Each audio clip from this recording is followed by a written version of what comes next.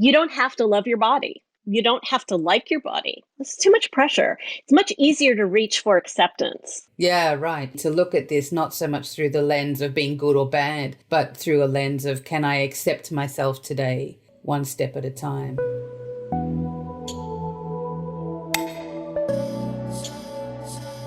I'm Cindy Darnell, and welcome to The Erotic Philosopher, the podcast where we examine and explore sex and relationships through social, cultural, political, and other lenses, and discover ways to solve some very diverse and stimulating erotic quandaries. Today's guest is Elle Chase. Elle is a certified sexuality educator, writer, speaker, and coach, as well as the author of Curvy Girl Sex, 101 Body Positive Positions to Empower Your Sex Life. Today, Elle and I will be discussing how to navigate struggles with the body image, and body positivity. Hi, wife o' mine. Hi! We've been friends for a number of years. Yes. And I'm trying to remember how... Oh, we met through Catherine Devaney. Yes. That's right, when I was still living in Australia. Because at the time, you had Lady Cheeky. I launched it again, actually. Let's start there, because that's certainly kind of what made you famous. And it really, actually, it has a huge influence on my work because of the study and the training that I offer people around using sexually explicit media, which is the posh academic term for porn, in therapy. And so your site was actually one of the few that was that would be one that I could sort of send out to people to access really easily all the time. And I didn't know that. And now it's gone. So, but tell us about that. Well, it's actually, I found a new platform, so it's up. I've been re-curating. Right. So if you go to ladycheeky.com, you'll see the kind of explicit material that you've always known and loved. But Lady Cheeky began, to make a very long story short, I was in an unhappy, sexless marriage. And which is the worst kind of marriage. Unhappy and sexless. Terrible combination. It's awful. It's never been lonelier in my life. Yeah. I had this sort of satori and awakening one day, and I realized that I had never experienced passion. And so I went on this quest to find what passion meant to me. Mm. And in that, I decided to leave my husband. And I started up an affair with a man who then introduced me to the platform that then became Lady Cheeky, and we would send pictures back and forth on this platform. So I was basically curating a page that I didn't know I was curating, and people found it and they started to like what I was curating. And that's how Lady Cheeky blew up. It's so interesting, I think, with the sex people that I know. So many of us sort of fell into this, not necessarily with the intention of becoming well-known or established in our fields, but it just sort of happened. The work that we were doing was resonating with so many people that people are really hungry for this stuff. Still. Yeah, they are. Still. And not only is there shame around sex, period, as we know, but there is intense shame around porn consumption. Yeah. Especially. And I think, like what you were doing with Lady Cheeky, and I'm keen to hear how the new version of it is. What was especially important, I think, about what you were doing was that it was very sort of women and queer centric. And where you were you were showing such a diverse range of bodies and a range of sex acts sort of beyond penis in vagina that encouraged people to use their erotic creativity to go, well, what can we do outside of penis in vagina? And also recognizing that not everybody has a penis or not everybody has a vagina, or do they want to use them? Exactly. So how do they, I think that's what really separated your work. At the time, it was really cutting edge and revolutionary, and it was such a bummer when it got shut down. Can you kind of just give folks a brief overview of how that came about, that it got shut down? Well, Tumblr was the social media platform that I had built the Lady Cheeky site on. So I wasn't putting up pictures myself. I wasn't curating them from the internet and dropping them into my site. I was reblogging them from other people. So I was basically curating. And then Tumblr decided that they weren't going to allow adult material on their platform anymore. And that was, I think, December of last year. And it was horrifying. Yeah. I mean, I had a huge audience. And beyond that, it was and still continues to be a hobby that I enjoy and a way for me to exercise my sexuality. I've always just curated photos that turned me on personally. And my idea of a turn on, of sensuality, of what is sexy goes beyond the binary. Yeah. Because I believe that when you see something that is authentically sexy and desirous and passionate, it doesn't matter who's doing it and what they're doing. Right. You feel that sensuality and it can't help but affect you. Yeah. So I would post gay, lesbian, to the extent that I could find them tastefully. You know, I wanted to have a lot of people with different body types, but when I went to go look for that with an aesthetic that I enjoyed, I wasn't able to find that much. There was a lot of fetish material and stuff that was just very porny. Yeah. And so yeah. So I really tried to pepper it with that and with non-binary folks and queer folks and fetish, even though I'm not super fetishy. There are some things that I see that are just really hot and sexy, even though it's not something that I would do. And I think that's the thing about sexiness, is that it is really subjective. And then, you know, if all of us have only ever seen, you know, particular kinds of images of, you know, this is hot, this is sexy, this is what we all have to aspire to, it doesn't even occur to us that we have permission to explore sex in other ways. And so, you know, being older, as you and I are, seasoned, being, you know, voluptuous, as you and I are, you know, I think we are the first generation of kind of over 40, you know, thicker bodied women who are just really kind of claiming sexuality, I think, in the ways that we are at a broader level. And I think it's quite an exciting time to be doing this work because there are so many mediums available to us. Yes, and the more we clamor for those mediums to be invented and to be supported, the more it normalizes body types and points of view. Yeah. I mean, whoever thought that in our lifetime we would see the kind of acceptance that we have over transgender folks, you know? Right. I never thought. No, and that's been really new. I mean, I remember Laverne Cox being on the cover of Time magazine a couple of years ago, or maybe it was 4 years ago, and just how incredibly revolutionary that was.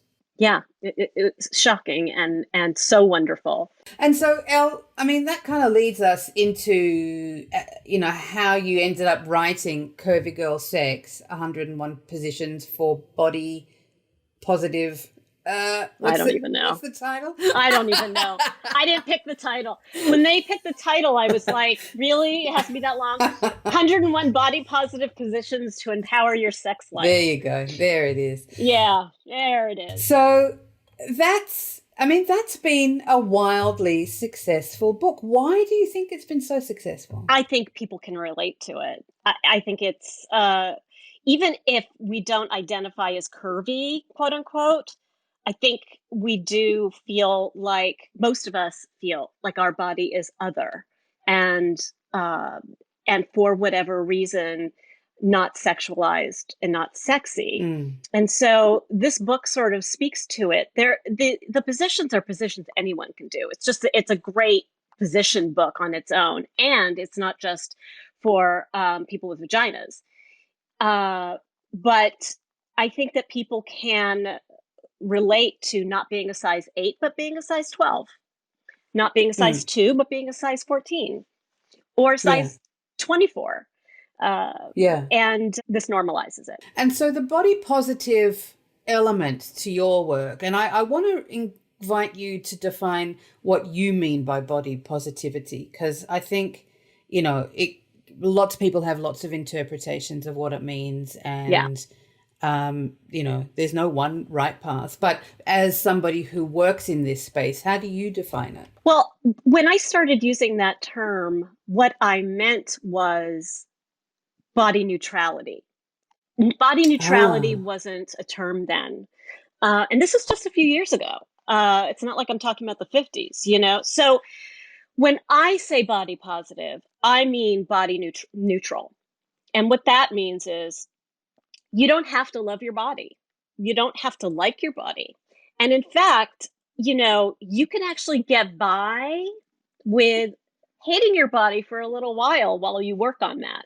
Um, but body positive in the macro sense, I think that means just being open to all different kinds of bodies, in the same way that sex positive means being open to all different kinds of sexualities, right. expressions. Yeah. So, but it Yeah. has been co-opted by a few, and I think it's people are confused by the term and what it exactly means, and I do think that it has some shades of it that are definitely Yeah. offshoots, but a little bit different. But I mean body neutrality. That's what I talk about. I really like that phrase. I think that's it feels more accessible, Yeah. and it feels more doable Yes. somehow. It sometimes, anything that's got positivity on it as a tag. I mean, I think being positive is valuable. It's not that I think being positive is, bullshit, but there's an element of pressure, I think, that Oh, comes with being yes. positive, because it only allows one Yeah, trajectory. and it's an aspirational trajectory, and not all of us Yeah. are able to get there ever. And in fact, I think Right. being women, growing up as a woman in society, to be perfectly honest, I don't think we'll ever get there. I Right. think that it's learning how to take those negative connotations and take that aspirational idea of what you're supposed to be, even though you're body positive, and not telling yourself all the time, I have to love my body, and listening to people who say, you have to love your Yes. body and you have to love yourself before Mm. someone else can love you. Bullshit. Yeah. Bullshit. Yeah. Yeah. I remember hearing that as a teenager growing up, and it sort of makes you feel worse, because Yeah. if you're kind of faking it till you make it, Yeah. if you're pretending to love yourself but actually you don't, then you feel like no one's really going to love me, and then you're really screwed, not in the way you want to be. No, not the way you want to You be. know? Well, I think it does more Exactly. harm than it does good, to be honest. I think it stagnates you into this hamster wheel of am I doing well? Am I doing well? Am I doing well? Right. Damn, it's the same thing as like the diet mentality. I'm going to be good Right. today. I'm not going to eat my Mm-hmm. carbs, or I'm going to be good today. I'm going to concentrate on loving myself. It's too much pressure. Yeah. It's much easier to reach for acceptance. Yeah, right. So for people who are listening, to look at this not so much through the lens of being good or bad, but through a lens of, can I accept myself today, Yeah. one step at a time? So that actually leads me to our listener letter for today. And Yes. I'm going to put my glasses on, because I am a woman over 40, and that's just how That's I how it roll these rolls. days. That's how it So, goes. Elle, are you ready to hear this letter? I am. I'm curious. All right. Okay. So here we go. Dear philosophers, I've struggled with my body image all my life. You could say that I'm one of these people who is just never satisfied. I'm one of these people that when I put my mind to something, I get it done. But with this thing, I can't.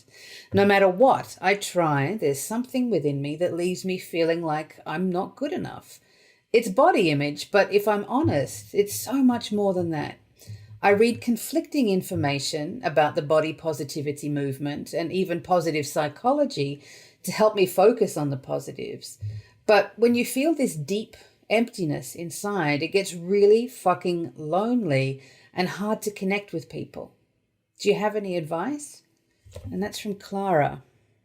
So, what do you reckon, Elle? Uh, I have, I think, what's going to be kind of a long answer and a little bit of a circuitous route, but bear with me. Um, First of all, I just want to congratulate Clara on having the courage to be vulnerable by asking a question like this. Yeah, Just putting it down on paper absolutely. alone is hard enough, and then sending it is also so good for her. There are so many struggles, so many feelings that you're probably experiencing. And what I would say is first and foremost is to get into some form of therapy. Uh, Mm-hmm. that addresses this, that addresses if you have any trauma, EMDR, DBT, dialectical behavior therapy, and I'm sure you can speak more to this, Cindy. But I think the reason that, in my opinion, the reason you can't get this done is because it isn't a task or even a realistic goal, like we were just talking about. It's a continuous process. Okay, let's just Yeah, pause there. That is a really important piece of information. It's a continuous process. It's not a it's a task. So it doesn't practice. happen just once. No, It's a practice, it's a right? practice. You have to look at it Yeah. like meditating for well-being. It is part of a Yeah. well-being regimen.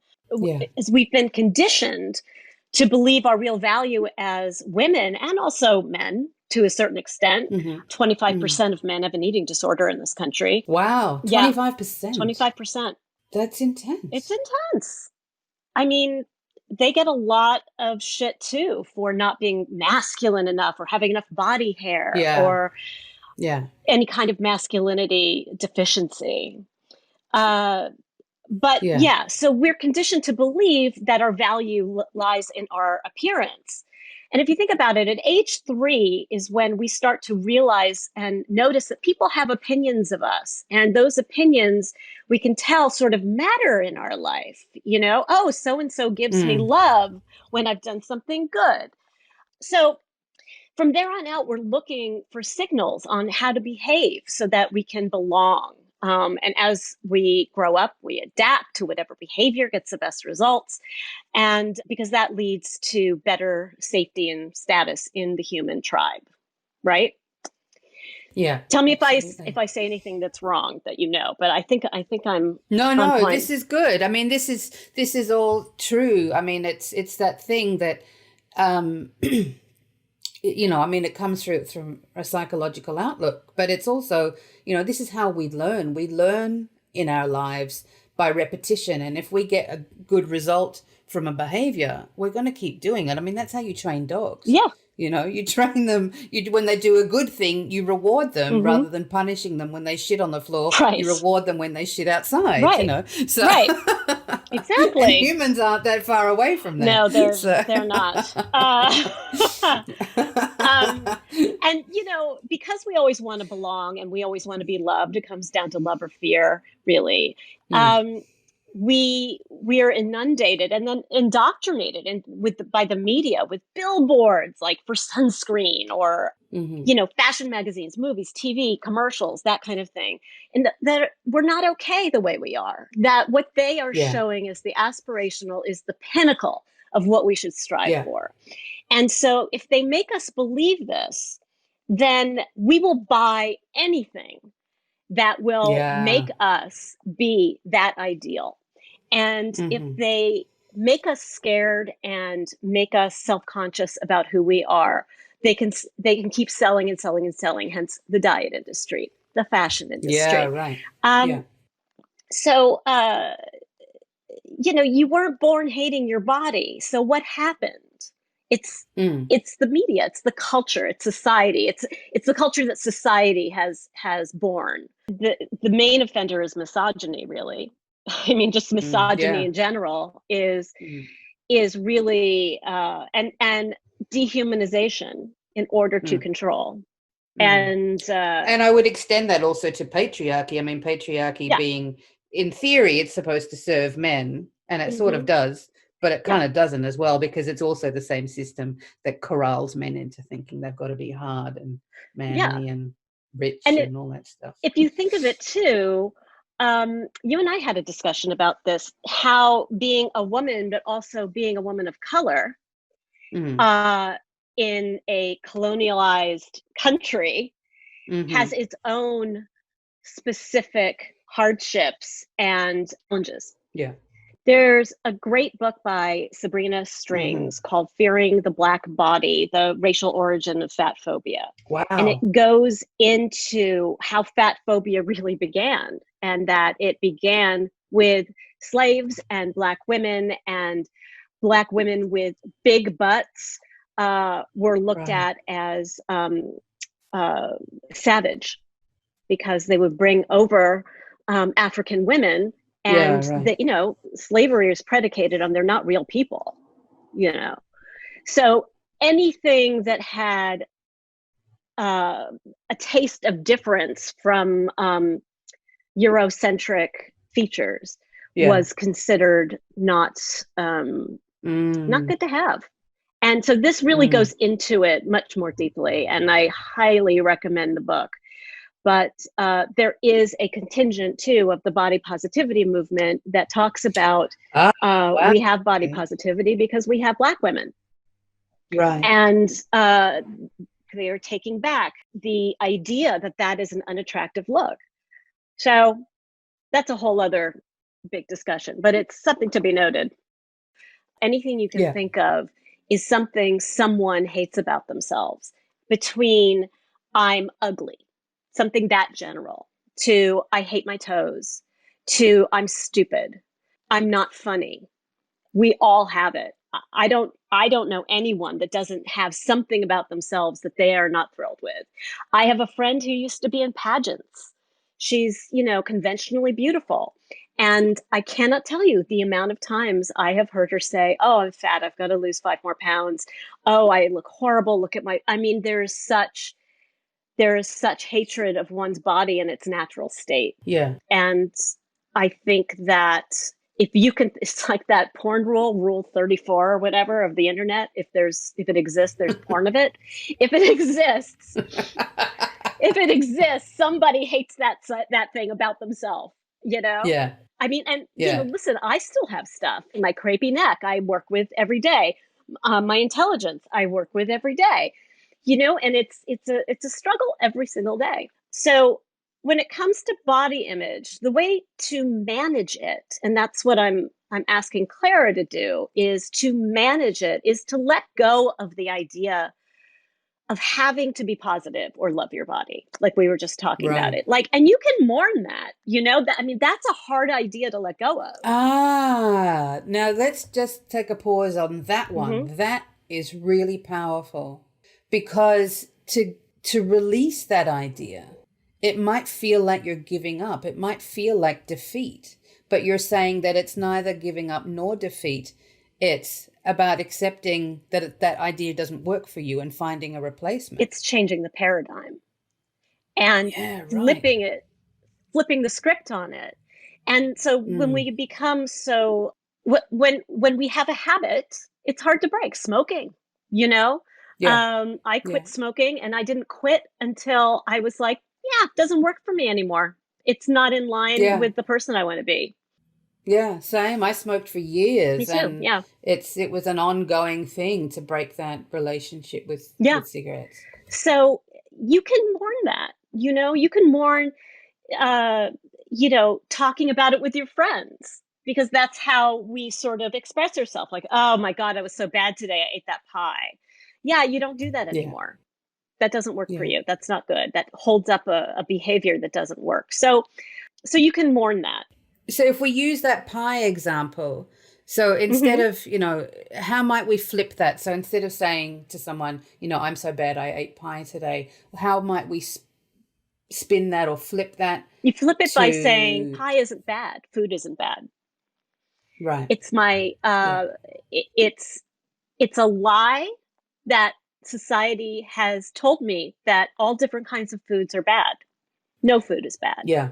It is Yeah. your, just like everything else in life, it's your Yeah. relationship to things and Yeah. what you're using it for.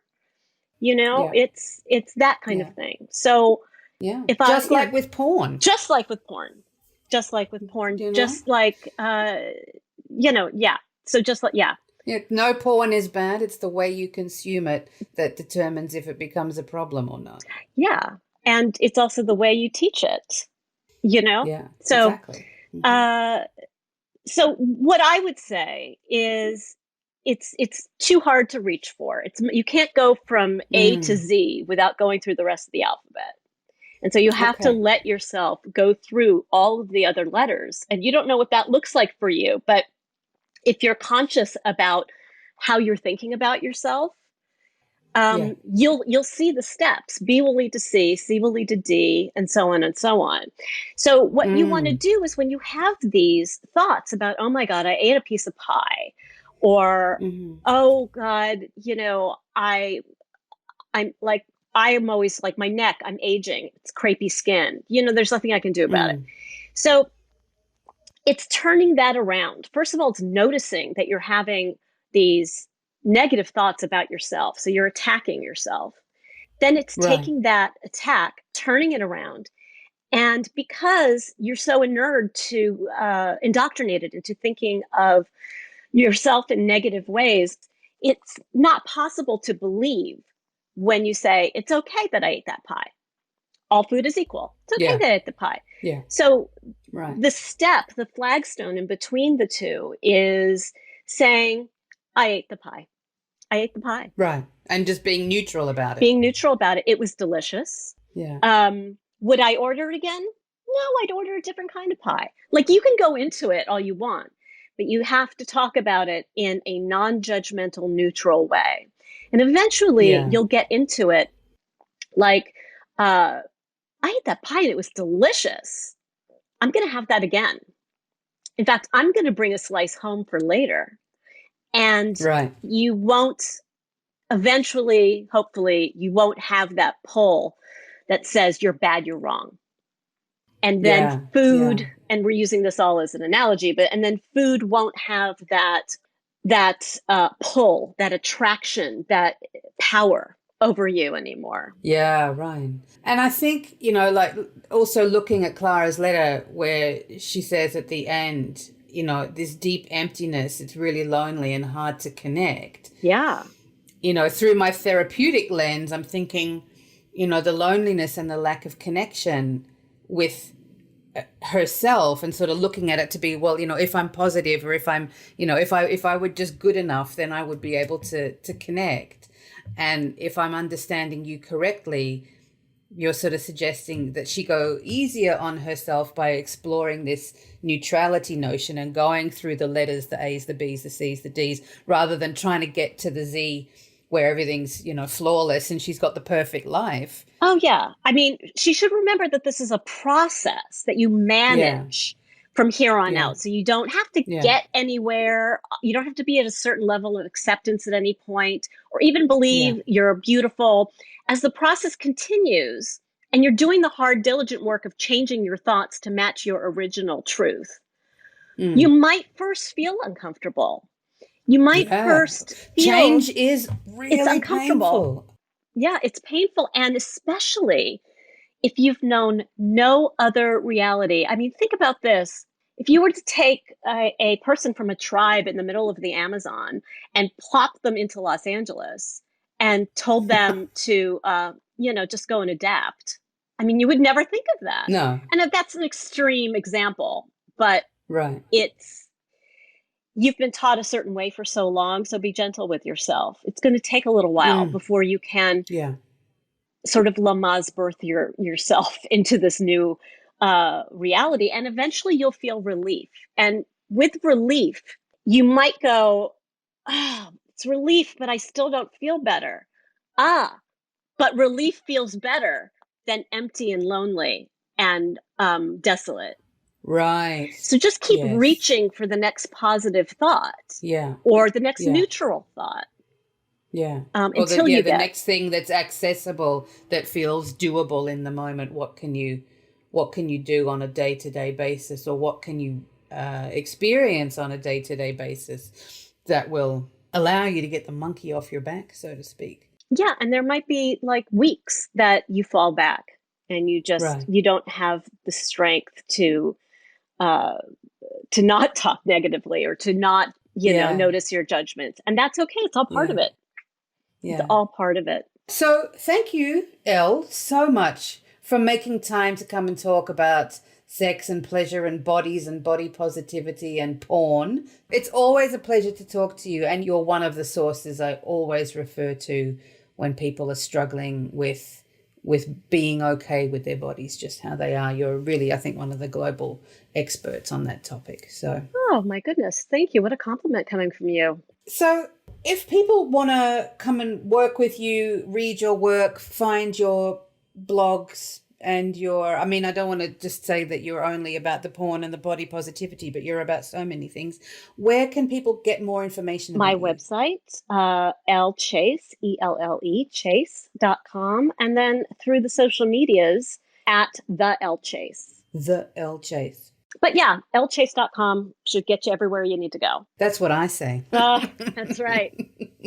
Hello, listeners. To submit an erotic quandary for the philosophers to ponder, follow the erotic philosopher on Instagram and Twitter at the erotic philos. That's PHILOS. And click on the Google form link in the bio. And to discover more about my online sexology courses, as well as how to work with me directly, head on over to cindydarnell.com. That's CYNDIDARNELL.com. Thanks for listening.